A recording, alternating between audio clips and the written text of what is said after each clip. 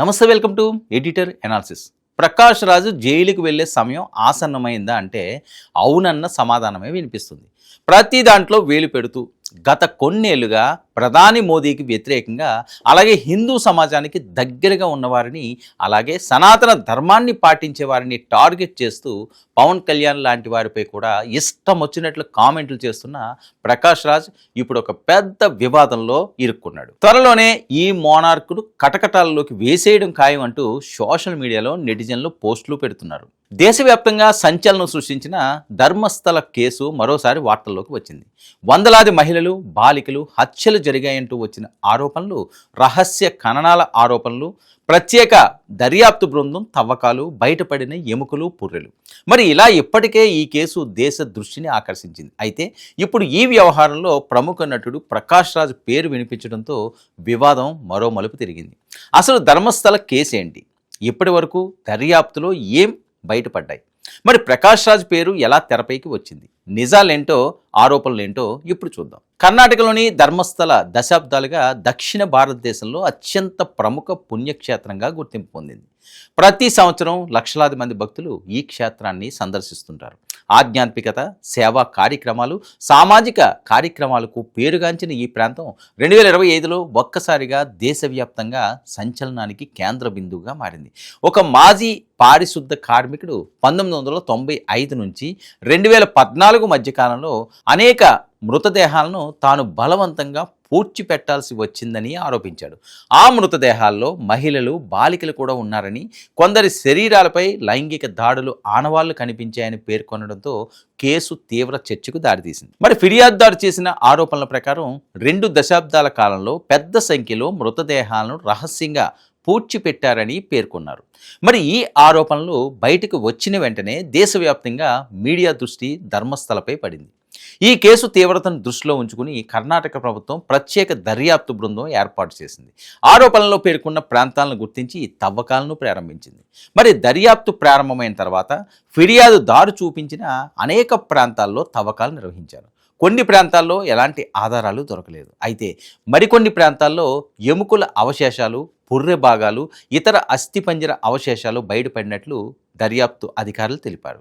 ఒక ప్రాంతంలో పుర్రె లేకుండా అస్థిపంజర అవశేషాలు బయటపడగా, మరో ప్రాంతంలో అదనపు ఎముకలు, పుర్రె భాగాలు లభించినట్లు నివేదికలు వెల్లడించాయి. అయితే ఇవి నిజంగా ఆరోపణలో పేర్కొన్న ఘటనలకు సంబంధించినవేనా లేదా అనేది ఫోరెన్సిక్ పరీక్షల తర్వాత మాత్రమే తేలుతుందని అధికారులు స్పష్టం చేశారు. అంటే ఎముకల బయటపడిన విషయం నిజమే అయినప్పటికీ అవి ఎవరికి చెందినవి, ఎప్పుడు పూడ్చబడ్డాయి, మరణానికి కారణం ఏమిటి అనే ప్రశ్నలకు అప్పట్లో స్పష్టమైన సమాధానం లభించలేదు. ఇక దర్యాప్తు కొనసాగుతున్న సమయంలో కేసులో ఊహించని పరిణామాలు చోటు చేసుకున్నాయి. మొదట ఆరోపణలు చేసిన ఫిర్యాదుదారుపై తరువాత తప్పుడు సమాచారం ఇచ్చినట్లు, కొన్ని ఆధారాల విషయంలో తప్పుడు వాంగ్మూలాలు ఇచ్చినట్లు సిట్ ఆరోపణలు చేసింది.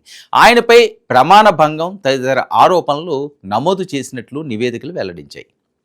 దర్యాప్తులో భాగంగా సమర్పించిన కొన్ని ఆధారాలపై అనుమానాలు వ్యక్తం అవడంతో కేసు మరో మలుపు తిరిగింది. దీంతో మొదట సంచలనం సృష్టించిన ఆరోపణల విశ్వసనీయతపై కూడా ప్రశ్నలు తలెత్తాయి. ఇక్కడ గమనించాల్సిన ముఖ్యమైన విషయం ఏంటంటే, ఫిర్యాదుదారుపై ఆరోపణలు వచ్చినా కేసు పూర్తిగా మూసివేయబడలేదు. దర్యాప్తు కొనసాగుతూనే ఉంది. తవ్వకాల్లో లభించిన అస్థిపంజర అవశేషాలు, సాక్ష్యాలు, ఫోరెన్సిక్ నివేదికలు అన్నిటినీ పరిశీలిస్తూ సిట్ ముందుకు సాగుతుంది. అంటే ఒకవైపు ఆరోపణలు, విశ్వసనీయతపై ప్రశ్నలు ఉన్నా, మరోవైపు కొన్ని భౌతిక ఆధారాలు కూడా బయటపడిన నేపథ్యంలో కేసు ఇంకా పూర్తి స్థాయిలో ముగియలేదు.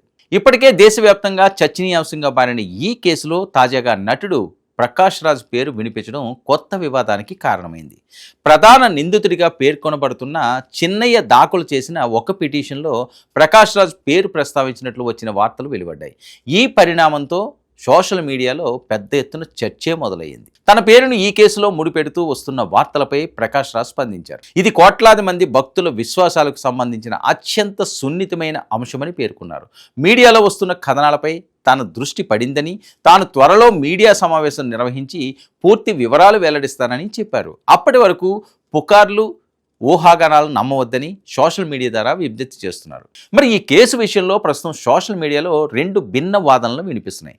ఒక వర్గం మొదటి ఆరోపణలను నమ్ముతూ పెద్ద స్థాయి నేరాలు జరిగి ఉండవచ్చని అనుమానం వ్యక్తం చేస్తుంది. మరో వర్గం మాత్రం దర్యాప్తులో వచ్చిన తాజా పరిణామాలు, ఫిర్యాదుదారుపై నమోదైన ఆరోపణలను చూపిస్తూ మొదటి కథనాలపై సందేహాలు వ్యక్తం చేస్తుంది. అయితే సోషల్ మీడియా చర్చలు ఎంత జరిగినా తుది నిర్ణయం దర్యాప్తు సంస్థలు, న్యాయస్థానాల చేతుల్లోనే ఉంటుంది. మరి ఈ కేసులో ఇప్పటివరకు నిర్ధారితంగా చెప్పగల విషయాలు కొన్ని ఉన్నాయి. మాజీ పారిశుద్ధ కార్మికుడు తీవ్ర ఆరోపణలు చేశాడు. ఆ ఆరోపణల ఆధారంగా సిట్ ఏర్పాటయింది.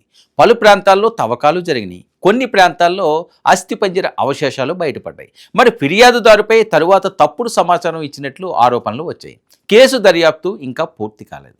ప్రకాష్ రాజ్ పేరు పిటిషన్లో ప్రస్తావనకు వచ్చిన నేపథ్యంలో వివాదం చెలరేగింది. మరి ధర్మస్థల కేసులో పూర్తి నిజం ఏంటి? ఆరోపణలో ఎంత వాస్తవం ఉంది? బయటపడిన అవశేషాలకు అసలు సంబంధం ఏంటి? ప్రకాష్ రాజ్ పేరు ఎందుకు ప్రస్తావనకు వచ్చింది? త్వరలోనే ప్రకాష్ రాజ్కు చెప్పకూడదు తప్పదా? ఈ విషయాలన్నిటికీ కాలమే సమాధానాలు చెప్పాలంటూ సోషల్ మీడియా హోరెత్తిస్తుంది. ఇది ఈనాటి editorial analysis. Stay tuned to 9 news.